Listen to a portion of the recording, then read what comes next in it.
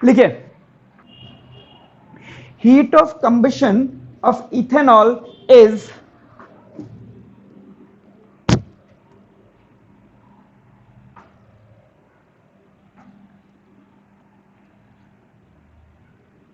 heat of combustion of ethanol is 325 kilocalorie per mole. 325 kilocalorie per mole, and that of acetic acid and that of acetic acid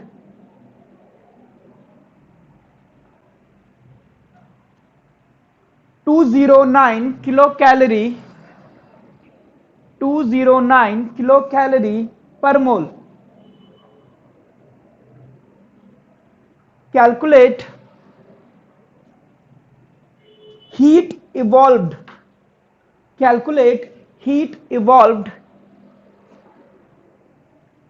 in following reaction.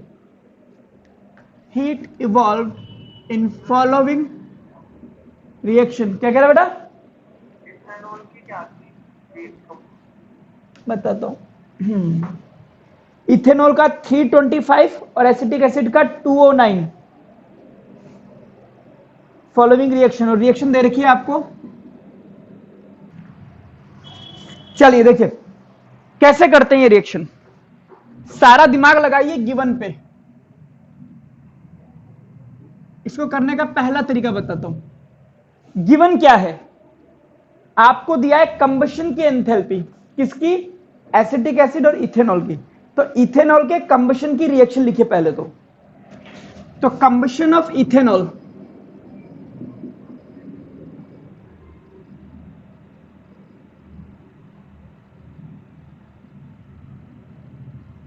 Combustion क्या होता है?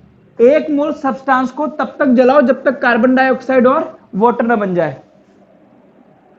Combustion of ethanol है ना? Okay, तो ethanol C2H5OH plus O2, product में CO2 और H2O ना बन जाए।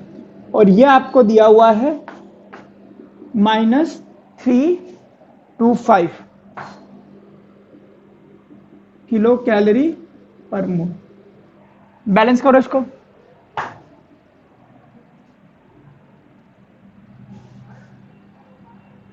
दो और एक 3, 2 और 2 4, तो इसको आप 4 कर लो। ऑक्सीजन बैलेंस, हाइड्रोजन कितनी होगी? ठीक है, हाँ। तो आपको इस रिएक्शन के लिए निकालना है। तो गिवन क्या है? कंबशन की एंथैल्पी। तो ये बैलेंस हो गई रिएक्शन। और क्या दिया हुआ है आपको? एसिटिक एसिड का कंबशन। एसिटिक एसिड ये होता है, कंबशन कराना है। तो कंबशन में प्रोडक्ट में यही बनता है, और इसके लिए आपको दिया हुआ है -209।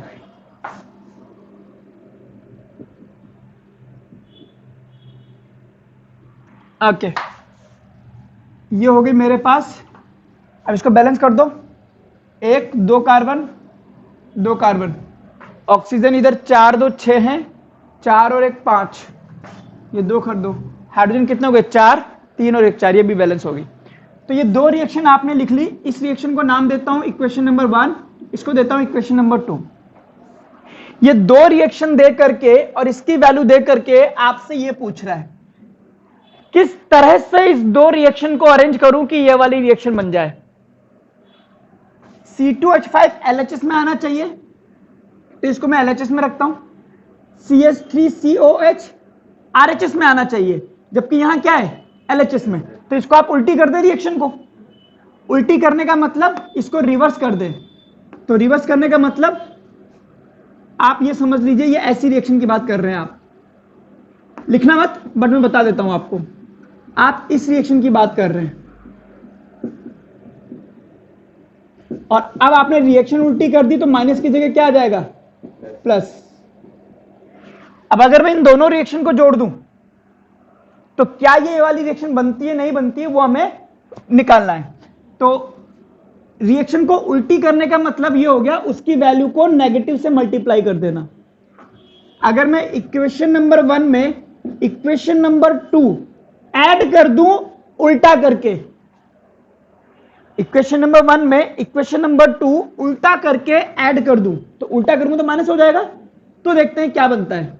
ठीक है, तो 1 तो ऐसे ही लिख दीजिए C2H5OH प्लस 3O2, और इसको उल्टा करके लिखना है यानी कि 2CO2 प्लस 2H2O, प्रोडक्ट में हो जाएगा 2CO2 प्लस 3H2O, और ये हो जाएगा आपके पास CH3COOH प्लस O2।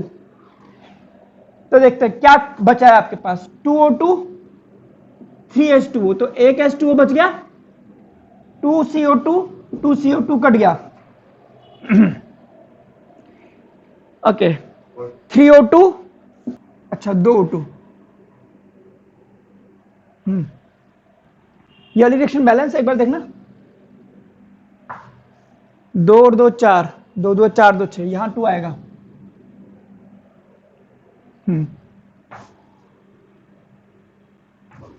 तो यहां O2 बन जाएगा। तो फाइनल रिएक्शन आपके पास बन गई C2H5OH प्लस O2, प्रोडक्ट में एसिटिक एसिड प्लस H2O बन गया। तो डेल्टा H क्या आएगा, delta H1 minus delta H2। तो डेल्टा H1 क्या है, माइनस 325 माइनस H2 क्या है, माइनस 209, यानी कि वही प्लस हो गया। अब माइनस माइनस हो गया प्लस, 325 में से माइनस जाएगा तो माइनस 116 किलो कैलोरी पर मोल हुआ है। This is your answer. यानी कि जो पूछा है, जो गिवन है, गिवन की पहले जो दिया है उसकी रिएक्शन लिखो। एंथैल्पी ऑफ कंबशन दिया है तो एंथैल्पी ऑफ कंबशन की रिएक्शन लिखो, एंथैल्पी ऑफ फॉर्मेशन दिया है तो फॉर्मेशन की लिखो, फिर उसके बाद आइडिया लगाओ कि 1 में से 2 माइनस होगा या 2 में से 1 माइनस होगा। क्या करें कि इन दोनों को ऐड करके ये वाली रिएक्शन बन जाएगी और उसी हिसाब से आपका डेल्टा H भी हो जाएगा। पहले आप इसको लिखिए, पहला तरीका ही करने का।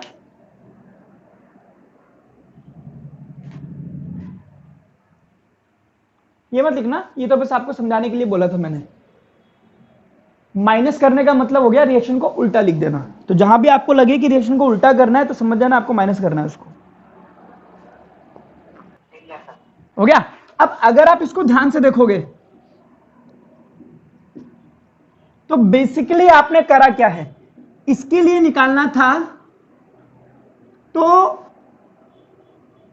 ये आपके पास है रिएक्टेंट और ये है आपके पास प्रोडक्ट। रिएक्टेंट के कंबशन की एंथैल्पी आपको दे रखी है, प्रोडक्ट ये तो आपके एलिमेंट्री पार्टिकल हो गए, और प्रोडक्ट के कंबशन की एंथैल्पी दे रखी है।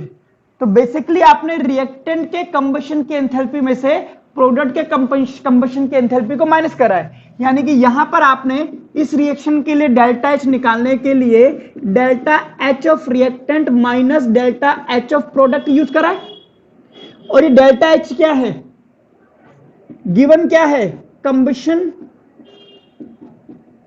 एंथैल्पी। इसमें नहीं हुआ ना, इसमें नहीं हुआ है, मैं इसके हिसाब से बता रहा हूं कि जब आपको किसी रिएक्शन की एंथैल्पी निकालनी है, सुनना ध्यान से, रिएक्शन की एंथैल्पी निकालनी है तो क्या गिवन है, इस पर दिमाग लगाइए। गिवन क्या है, कंबशन की एंथैल्पी। अगर गिवन में कंबशन की एंथैल्पी है, गिवन में, किसमें, गिवन में, गिवन में, गिवन में, तो आप करेंगे रिएक्टेंट माइनस प्रोडक्ट।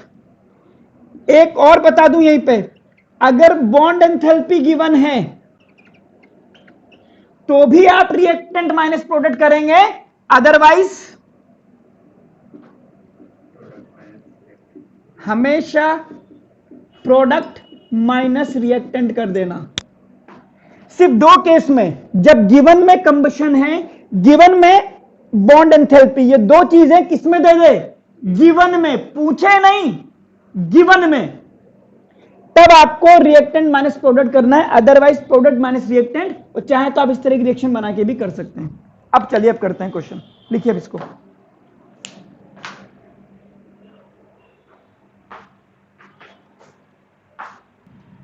ठीक है, अब मुझे ये चीज याद है, तब मैंने क्वेश्चन को दोबारा पढ़ी। क्वेश्चन में एक रिएक्शन दी है और उसकी एंथैल्पी पूछी है, बट गिवन में क्या दे रखा है, कंबशन की एंथैल्पी। तो उस रिएक्शन में, इस रिएक्शन में डेल्टा एच पूछा है, बट गिवन में मेरे पास कंबशन है, तो मैं रिएक्टेंट माइनस प्रोडक्ट कर दूंगा। तो रिएक्टेंट की एंथैल्पी कितनी है, -325, माइनस प्रोडक्ट कर दूंगा 209, आ जाएगा -116 किलो कैलोरी पर मोल। खत्म, सिंपल। अगला क्वेश्चन कीजिए। Calculate heat of formation, calculate heat of formation of anhydrous, heat of formation of anhydrous Al2Cl6, Al2Cl6 from the following data, from the following data। और ये आपको डेटा दिया है, इसको ध्यान से देख करके लिखते चलिए, बहुत लंबा डेटा है, लिखते चलो।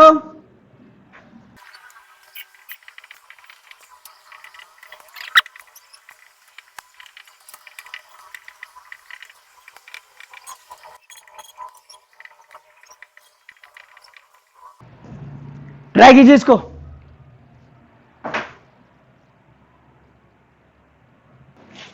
ए क्यू एक्वस, HCl AQ, हाँ हाँ HCl plus AQ।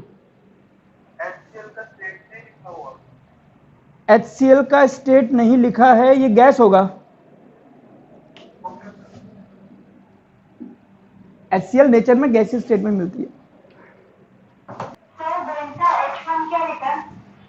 Delta H1 लिखा है -244 किलो कैलोरी पर मोल। चलिए देखिए, पहले बात करते हैं, ये मेरे पास गिवन है और मुझसे पूछा है enthalpy of formation of Al2Cl6, यानी कि प्रोडक्ट में मुझे क्या चाहिए, Al2Cl6। एंथैल्पी ऑफ फॉर्मेशन कहता है कि 1 मोल बनना चाहिए। किससे बनना चाहिए, एलिमेंट्री पार्टिकल। इसका एलिमेंट्री पार्टिकल कौन है, एल्यूमिनियम और क्लोरीन। ठीक है, एल्यूमिनियम सॉलिड, ये गैस। 6 है, 3 से मल्टीप्लाई, 2 से मल्टीप्लाई। और मुझे इस रिएक्शन के लिए एंथैल्पी चेंज पूछ रहा है। एक बार क्वेश्चन फिर से पढ़ के देख लीजिए।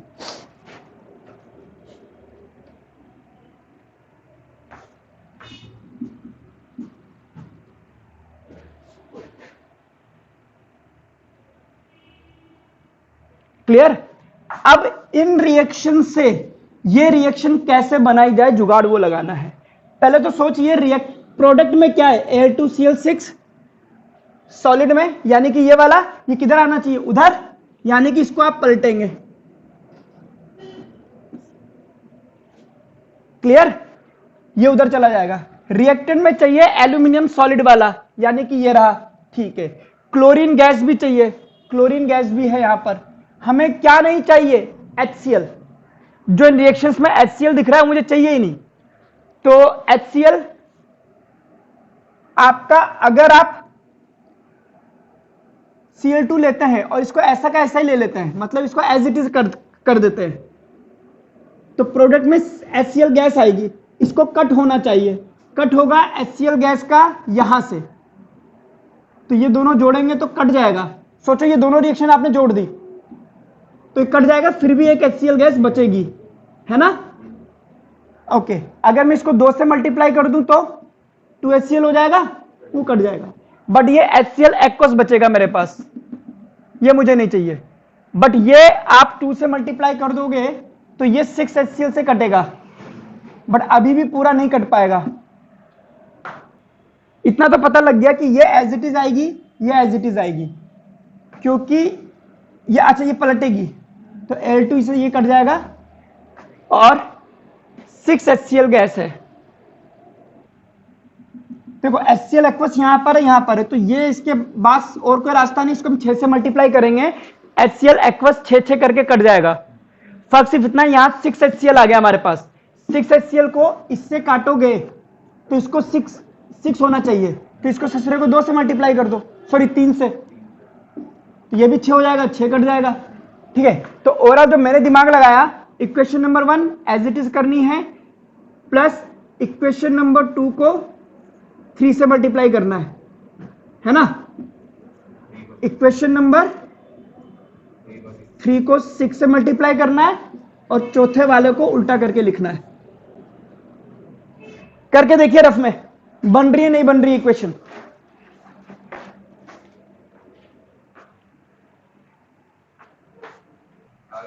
कट रहा है, सेम बन गया।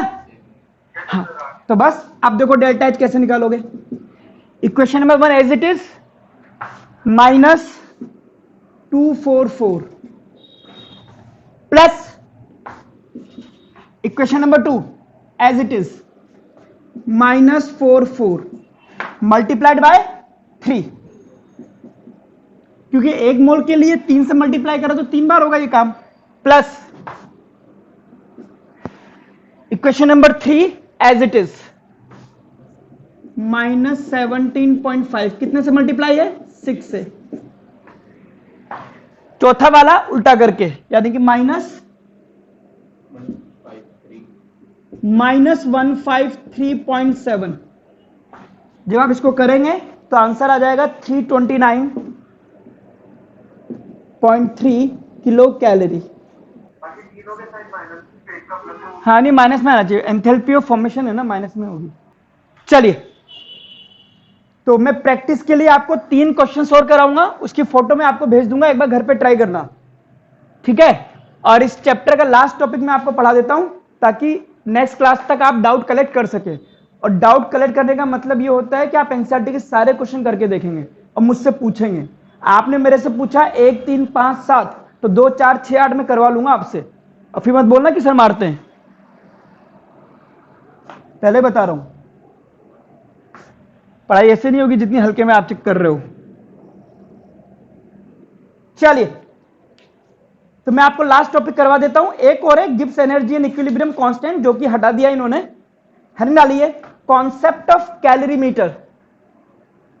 कॉन्सेप्ट ऑफ कैलोरीमीटर हो गया। तो क्या करते हैं, इसमें लिखिए measurement of internal energy. Concept of calorimeter, bracket में लिखिए measurement of internal energy.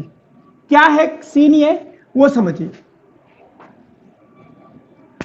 Actually calorimeter होता है, सपोज कीजिए ये एक डिवाइस है, एक यंत्र है, एक इक्विपमेंट है, इसको हम कैलोरीमीटर कहते हैं। इस कैलोरीमीटर में एक सब्सटेंस इसके अंदर रख दिया जाता है, इस चीज को हम बोलते हैं बॉम्ब, इसलिए कैलोरीमीटर का नाम है बॉम्ब कैलोरीमीटर। बॉम्ब में हम वो सब्सटेंस रख देते हैं जिसका हमें इंटरनल एनर्जी पता करनी है, और इसका हम करते हैं कंबशन।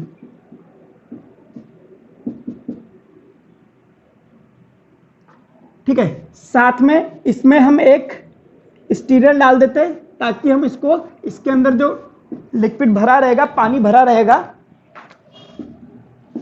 वो आपका पूरे में मिक्स होता रहे सीधे सीधे। तो ये हो गया स्टीरर, और एक आप इसमें डाल दीजिए thermometer.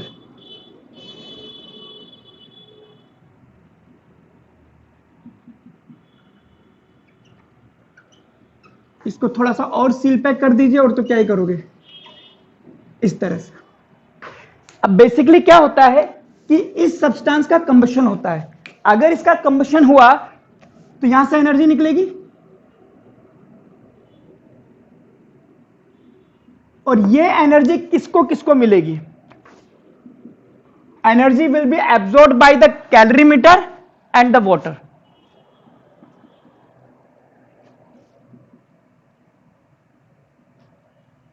Energy released is equal to energy gain.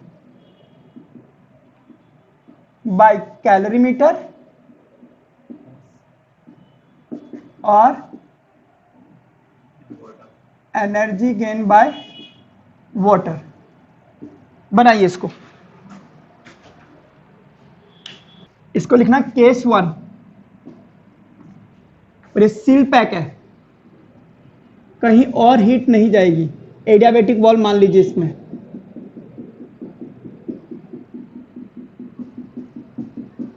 तो ये कॉन्सेप्ट हम यूज करते हैं फिजिक्स में।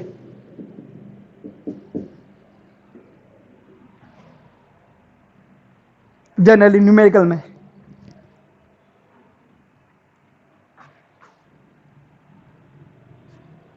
अब यहां पे कैसे करना है, आपको पता है इंटरनल एनर्जी में जो चेंज आता है उसी को तो कैलकुलेट करना है।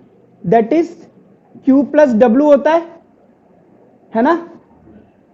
W होता है P डेल्टा V। क्योंकि ये पूरा सील पैक है इसलिए वॉल्यूम में चेंज होता नहीं है। Since calorimeter is closed, hence no change in volume, so W is 0। तो इंटरनल एनर्जी जो निकलती है वो होती है हीट के बराबर। तो इंटरनल एनर्जी जो इसकी होगी वो होगी इस कैलोरीमीटर ने कितनी हीट एब्जॉर्ब करी है। तो आपको पता है किसी भी सिस्टम को हीट दी जाती है तो वो दो काम करती है, या तो उसका टेम्परेचर बढ़ाती है या उसकी स्टेट चेंज करती है। टेम्परेचर बढ़ाती है तो Q का फॉर्मूला होता है N C डेल्टा T। तो N होता है नंबर ऑफ मोल, C होता है स्पेसिफिक हीट जो इन्होंने हटा दी है, और चेंज इन टेम्परेचर। और नंबर ऑफ मोल निकालने के लिए ग्राम में वेट अपॉन मॉलिक्यूलर वेट कर सकते हो, डेल्टा T। ठीक है, कांस्टेंट वॉल्यूम पर है ये पूरा इसलिए हमने CV लगाया है। तो बेसिकली ये यहां से निकलेगा। अगर न्यूमेरिकल आया तो कोई मास देगा, उसका मॉलिक्यूलर मास देगा, CV की वैल्यू क्वेश्चन में देगा, बता देगा टेम्परेचर इतने से इतने चेंज हुआ है, तो आपको डेल्टा U निकल जाएगा। तो इस तरह से हम डेल्टा U कैलकुलेट करते हैं। लेकिन अगर हमें पूरा का पूरा कैलकुलेट करना है डेल्टा H, तो हम केस 2 लेंगे। पहले आप इसको लिख लीजिए। तो CV क्या है, heat capacity of calorimeter, delta T change in temperature of calorimeter, N है number of moles of substance जो आपको देगा वो क्वेश्चन में। हो गया। अब केस 2 भी लिख लीजिए। करना कुछ नहीं है, सिर्फ लिखना है। अब लिखिए,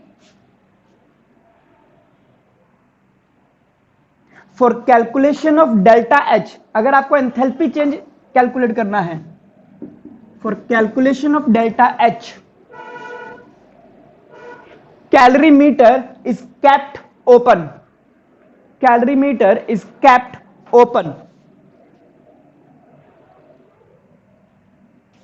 In this case, pressure remain constant। सुन लीजिए, अगर कोई गैस इसमें रखी है तो ये मान लीजिए इसका प्रेशर कांस्टेंट है, क्योंकि एटमॉस्फेयर का प्रेशर लगेगा और एटमॉस्फेयर का प्रेशर 1 atm ही होता है।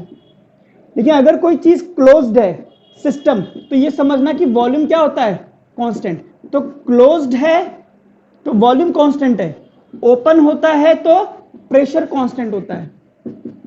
ये बात आप कॉपी के टॉप पर कहीं लिख लेना ताकि आपको याद रहे कि चीज क्या है।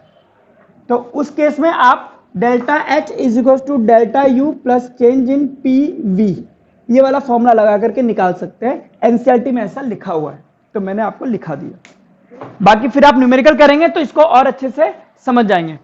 नेक्स्ट मैं भी आपको 3 क्वेश्चन की फोटो भेज रहा हूं, वो क्वेश्चन करना है, एनसीईआरटी के सॉल्व एग्जांपल करने हैं, बैक एक्सरसाइज करनी है, प्लस प्रदीप के भी सॉल्व एग्जांपल करने हैं। आपने क्वेश्चन पढ़ा, उसमें पूछा है कि इंटेंसिव है, एक्सटेंसिव है, ऐसा कुछ है। आपको नहीं याद आ रहा, आप उसको रोको, रजिस्टर खोलो, नोट्स खोलो, पहले पढ़ लो इंटेंसिव क्या है, एक्सटेंसिव क्या है, क्या क्या एग्जाम्पल है। जब समझ जाओ पूरा कि हाँ ये चीज है, फिर जाकर के इस क्वेश्चन को दोबारा करिए। क्वेश्चन नंबर 2 आपने करा, उसमें बोला है वर्क किया है इतना जूल इतना जूल, आप कर रहे हो, आपसे नहीं हुआ, फिर आपने सॉल्यूशन देखा, फिर उस सॉल्यूशन में जो फॉर्मूला लगा था, फिर आपने बोला यार इस सर ने वहां कराया था, इसको छोड़िए, वहां से पढ़िए कि भाई ये क्या कराया सर ने, इसको देखिए, इस पे बेस क्वेश्चन जो कराए, जो थ्योरी है वो सब आप पढ़ लीजिए। और अगर आपको कोई लेक्चर रिपीट करना है तो मुझे बता देना कि सर जिसमें आपने ये पढ़ाया हो ना वो लेक्चर अपलोड कर दो, क्योंकि लेक्चर सारे रिकॉर्ड हो रहे हैं। तो उसको कर लिया आपने, फिर जाकर के क्वेश्चन को दोबारा सोल्व करने की कोशिश करी, फिर आपसे हो गया, फिर आपने नेक्स्ट क्वेश्चन करा, उसमें कुछ और पूछा है, वो आपको पहले ही पता था तो कर दो। मतलब जहां आप अटक रहे हो ना, उतना बार आपको वहां जाना है, रजिस्टर में, नोट्स में जाना है। जितनी बार इधर से होकर करके इधर और इधर से होकर के इधर और इधर से इधर जाओगे, उतने स्ट्रॉन्ग कॉन्सेप्ट होने लग जाएंगे। पढ़ने का यही तरीका है। क्लियर? ओके, कोई बात है तो पूछिए, वरना फिर क्लास ओवर करते हैं।